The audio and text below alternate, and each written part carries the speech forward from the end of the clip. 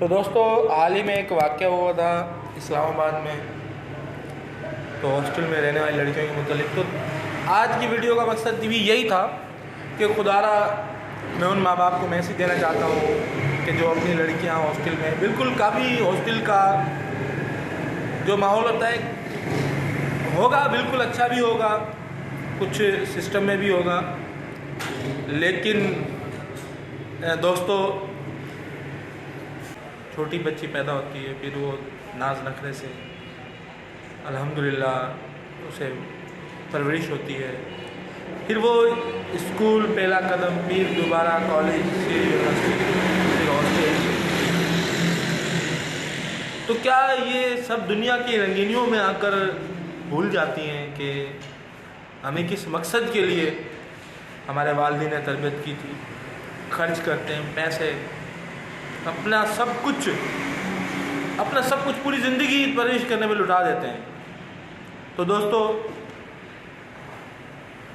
उस वाक़ये की वजह से ना बहुत अफसरदा है आज का माहौल।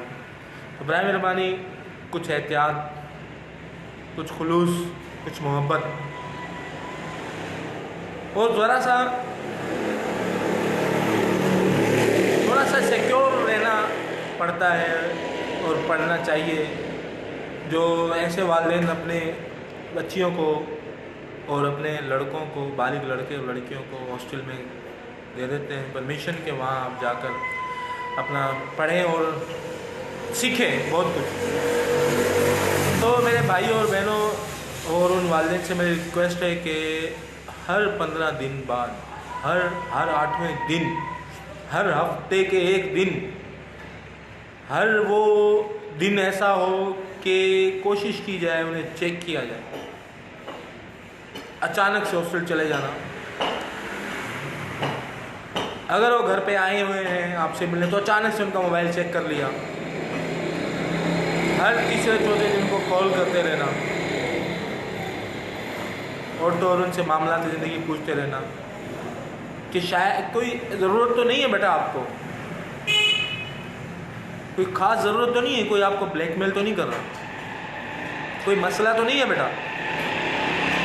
अगर वो आपसे ताउन कर रही है बिला वजह, बगैर किसी अज़र के, बगैर किसी खुदगर्जी के, तो दोस्तों तो ठीक होगा।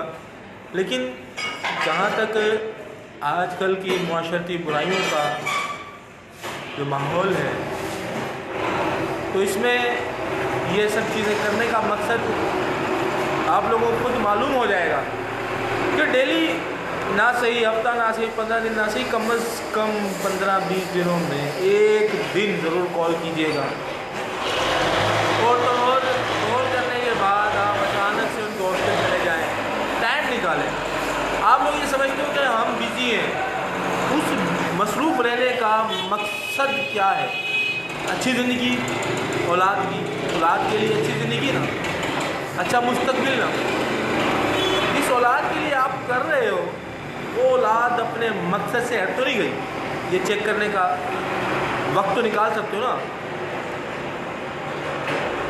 वो वालिदैन जो कि समझते हैं कि बहुत अच्छी यूनिवर्सिटी है, बहुत अच्छा माहौल है, इजाज़त दे देते हैं अपनी बेटी की कहने की वजह से। तो अच्छी बात है इजाज़त देना, तालीम हमारे इस्लाम में हक़ है हर इंसान का, बज़ाहिर औरत का बहुत ज़्यादा हक़ है, कोई पाबंदी नहीं लगाई, लेकिन वो भी दीन के असूल पर। पहली बात है पर्दा, उसकी तलकीन शायद ही कुछ ऐसे होंगे वालिदैन, ख़ास तौर पर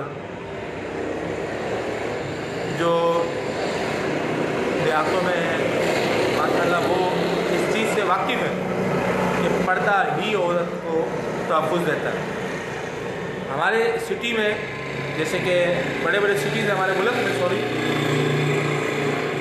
काफ़ी माहौल यूनिवर्सिटियों का यूरोपियन कंट्रीज़ के बराबर है। जैसे कि आप लगाओ इकरा यूनिवर्सिटी कराची की, तो इसका यूनिवर्सिटी का जिक्र मैं इसलिए कर रहा था कि वहाँ एक मेरे मामूज़ाद कज़न को जो है ना कि एक हमारे दोस्त ड्रॉप करने गए तो वहाँ देखा जीन्स पैंट सब कुछ, ऐसे लगा जैसे कि हम किसी यूरोपियन कंट्री में आ गए। कोई इशू नहीं, कोई किसी से भी बात कर सकता है। ऐसा नहीं होना चाहिए। बहनों को चाहिए और सिस्टर्स को चाहिए, और जो नए सुनने वाले हैं उन्हें चाहिए अपने इर्द गिर्द के माहौल में चेक कीजिए।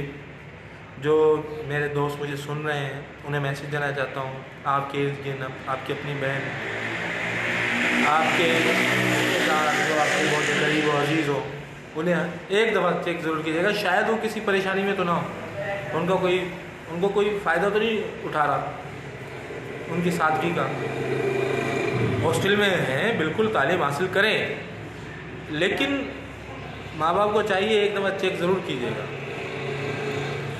चेक की वजह से नहीं कह रहे कि आपको अपने औलाद पर बिलीव है, लेकिन उसके बहकने का अगर कोई छोटा सा मौका हो और वो बहक जाए और आप उन्हें पहले कैच कर लें, आप उन्हें पहले लाइन पर ले आए उनके बहकने से पहले, आपका एक दफ़ा का ट्रेस करना, एक दफ़ा का फ़ोन करना उन्हें अपनी अंधेरी दुनिया से वापसी का सबब बन जाए।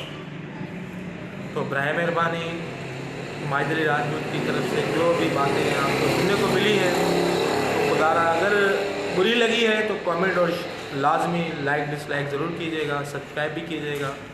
आने वाले दिनों में मैं दुआ गो हूँ बहनों और माँओं के लिए जिनकी बेटियाँ हॉस्टल में हैं, क्योंकि उन्हें तो एकदम से झटका लगा होगा ना।